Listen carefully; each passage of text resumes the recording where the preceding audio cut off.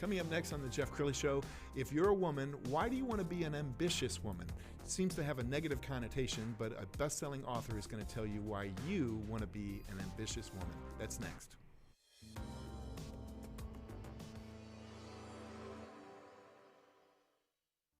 Predicting that the worst is yet to come, which is unfortunate, said one person here. Until now, they've enjoyed the reputation of being the nation's icebox. Watched a burglar in his home this morning by webcam. As a journalist of over 25 years, stories are what make my world turn. Reporting live from the Dallas newsroom tonight, Jeff Crilley, Fox 4 News. But in 2008, I took the jump from my familiar life and started a PR firm from my home. We're talking about anyone with a camcorder like the one I'm using becomes a television network. We started slowly growing the company, and we now have over 100 clients, and we've branched into the world of live digital broadcasting. I now own 8 different TV studios and have a huge team, and the stories that I now get to share are sometimes the most important of my life. Life has a funny way of coming around full circle. This is the Jeff Crilley Show. Let's be frank. In corporate America, there's a little bit of a double standard when it comes to ambition. You can be an ambitious man, and everybody says bravo, but if you're an ambitious woman, does it have the same connotation? To talk about that today, Esther Spina, she's the author of the best-selling book, The Ambitious Woman. Thank you for coming on the show. You're welcome. Thanks for having me. Well, when we met several years ago, I remember seeing the title and thinking, I love the title. I mean, it's kind of shatters the noise. What caused you to write the book? Well, the main reason I wrote it is to inspire women. I'm very passionate about empowering women. And in my whole career, I've always worked in a man's world, from construction to corporate to network marketing. It seems like it's always a man's world. And I love men, don't get me wrong, okay? I got a husband, I got 3 sons, I got 3 grandsons. So it's not about that. A lot of people perceive it as being a feminist, but really it's just about putting women in a place where they can feel empowered and inspired, and that there isn't anything they can't do. So in every career I got into, I found a group of women that kind of felt pushed down a little bit. And so my passion is just to help them become ambitious. And the tagline is what it takes and why you want to be one. And Yes. That's what I talk about in the entire book, is why you want to be ambitious, what it takes to be that, because you are going to have to be ambitious if you're going to be successful. You're not successful first and then ambitious. Doesn't work that way. And Esther is extremely well branded. I want you to turn your head so people can see the feather in your hair, because I think this is a really. I didn't even know you could see it. Is that okay to be on camera that way? Okay. I love it. It just says I own my femininity. So, what's been the reaction to your book since it came out? Oh, well, it's been fabulous, really. And the kind of thing about it is that men love it. So I wrote it about women, for women, but I can't tell you how many men have, on the, where they put the, you know what I'm talking about. Recommendations. Yes. Men read it and they like it because, listen, most men work with women in their life, right? Yes. And so you need to understand them. If you don't understand them, how can you work with them? Absolutely. And I think every successful man needs successful women surrounded them Yes. in their business. So they need to understand them and know how they work and appreciate them. And it's changed a lot, Jeff. A lot of men do know that now and they appreciate it, but it's been a long, hard haul for just look at our politics and our movies and everything, seeing women come out to the forefront. This is absolutely the season, and I think it's only going to get stronger. Yes. I urge my audience to follow Esther on social media because she gives us some great tips. Here's one that I want to play right now.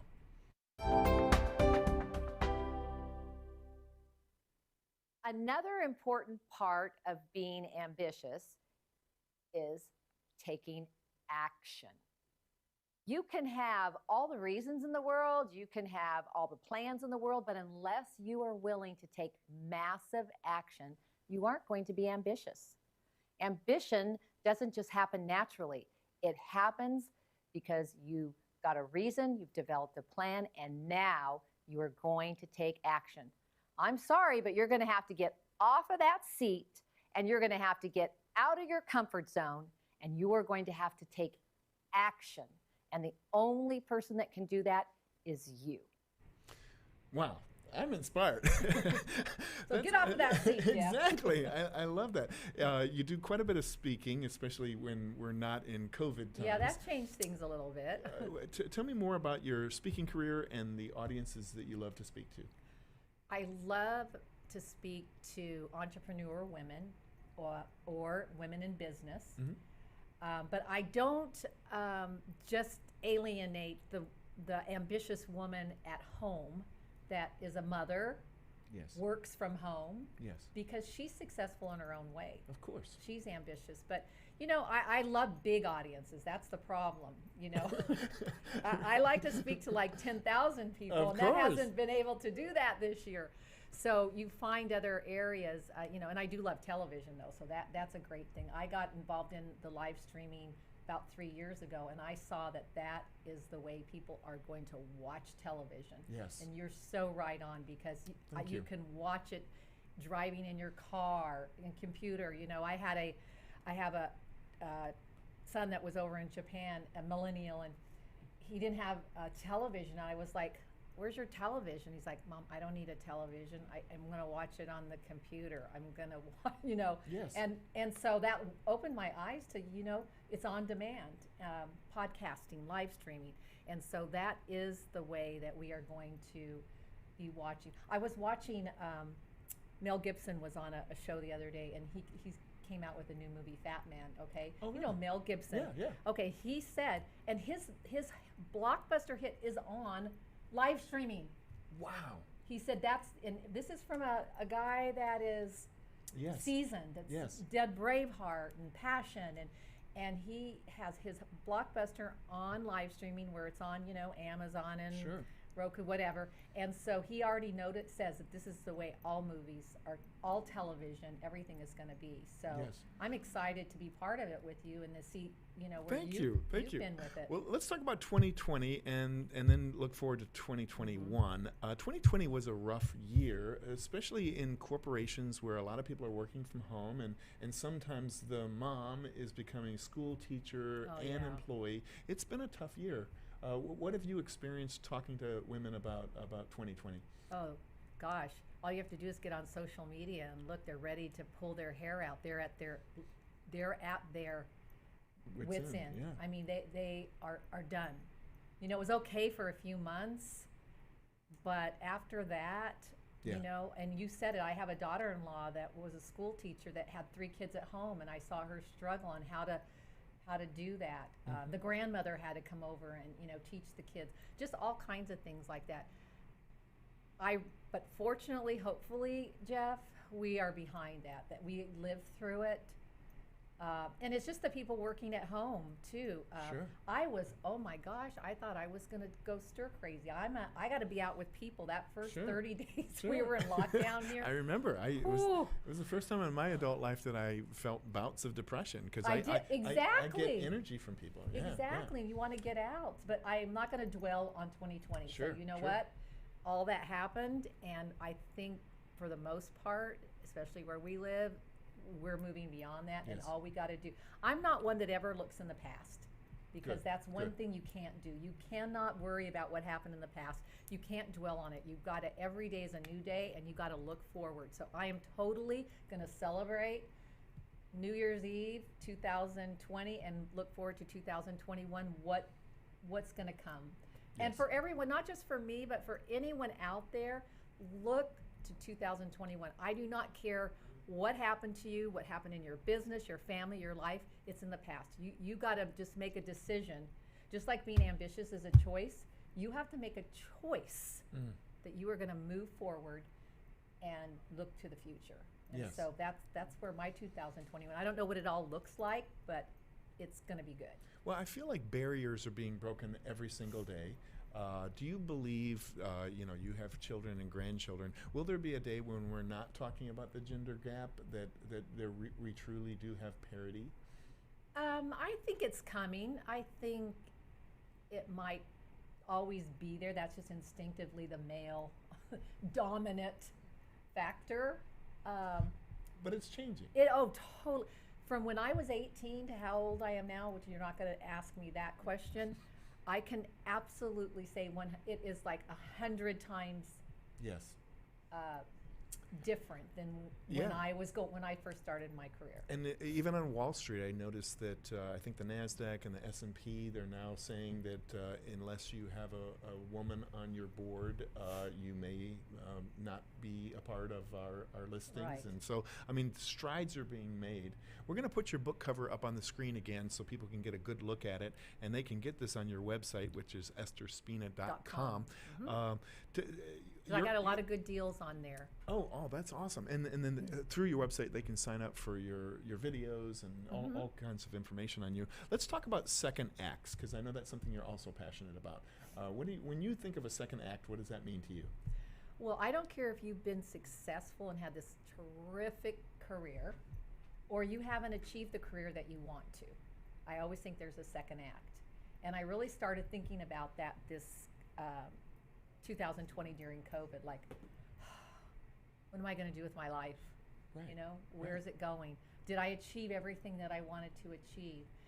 And involved in a second act is also, and listen to this, it's never too late, because I think this is what people, whether it's age or they've gone through things, and they think it's too late. Right. But it's never, ever too late. I mean, we have, women that aspire to be president of the United States in their 70s, okay? Right. Like they don't think it's too late, so why should we think it's too late? And involved in that is the second act, and I think you really have to think of that. And I've really spent a lot of time, thinking about it, even praying about it, dreaming about what I want that second act to look like, because I actually think that's your most important era of your lifetime. It's not when you were the popular news guy. Yeah. You thought probably you were it, right? And that was it, and this is what I'm going to do. Right. And I'm great and all that. And then you kind of involved in a second act. You may even have a third act going on here, Well, this is a time of renewal. It's, coming up on New Year's. So let's talk in the final 2 minutes about goal setting. And you mentioned in your video taking action. There's a lot of people who, I'm going to call it a victim mentality. We're in a recession, we're in a pandemic, and woe is me. You can't have that kind of thinking, can you? No, and desire to be successful or ambitious isn't enough. That was mainly what I was saying, because just wanting to or having a desire or dreaming is not enough. You got to put those desires into action.